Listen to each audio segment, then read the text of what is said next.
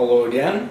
I wanted to take a few minutes and share a little story that I had for you here.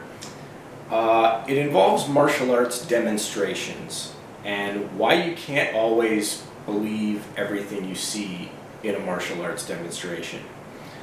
A number of years back, I went to a martial arts demonstration and I was watching these kids that the school had brought over from Korea, maybe 10 years old, 12 years old, somewhere around there, but they were kids. And they were doing a sword display using katanas. And I don't know, there's maybe 15 or 20 of them. And they're doing these elaborate patterns, and you know, they're cutting and they're slicing, and they're doing this for, I don't know, 5 minutes, 10 minutes, whatever the thing is, and you know, using one hand and two hands, one hand, you name it, right? They're doing it. And they're making it look really, really easy, right? And so I'm watching this display, and everybody else, you know, in the audience, they're watching, and you know, at the end, everybody's clapping, and yay, like it looks great, it's very impressive.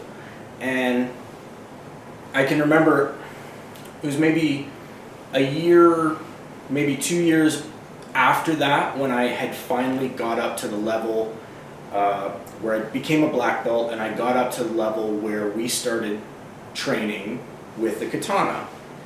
And I remember picking one up and using it for the first time, and I'm thinking to myself, like, you know, this is pretty heavy, right? When we, you know, usually in class we would practice with the wooden, usually called a boken, one of the wooden katanas for practice sakes, because I mean, you don't want people dying in class with 20 people swinging swords around. But occasionally they would bring out one of the real katanas, and we would get to practice with that. Anyway, so I'm using a real katana, I'm practicing with this, and after 5 minutes, 10 minutes of practicing, like my arms are just absolutely dead. I'm sweating buckets, my arms are completely fatigued, I'm exhausted. And I'm thinking back to this martial arts demonstration that I saw, you know, from a couple of years back, and these kids, you know, using these katanas just effortlessly, like it was nothing. And so another tournament came around again, and they brought over another one of these demonstration groups from Korea, and again they were going to put on a sword display like they had done a few years prior. And this time I went over, and one of the swords was just kind of sitting there on the ground. I picked it up just to see what it felt like in my hand, and right away picked up the sword. It was as light as a feather. The sword was basically aluminum, and it was like almost paper thin aluminum. It was completely a fake sword. It looked real in every way, and to somebody sitting in the audience from a couple 100 feet away, it looked like a real katana. But as soon as you held it in your hand, you realized that it was a fake.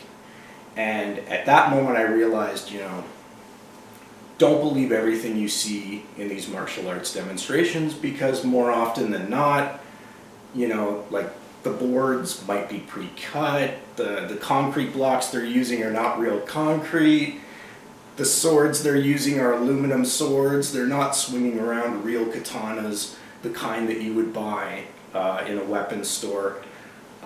So something to keep in mind when you go to a martial arts demonstration is, you know, there are things that are real in a martial arts demonstration, but there are always things that are faked, and you have to be really careful about what you're watching.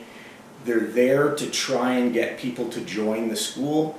They're trying to put on a spectacular show so that you go, wow, that's amazing, and I want to be able to do that too.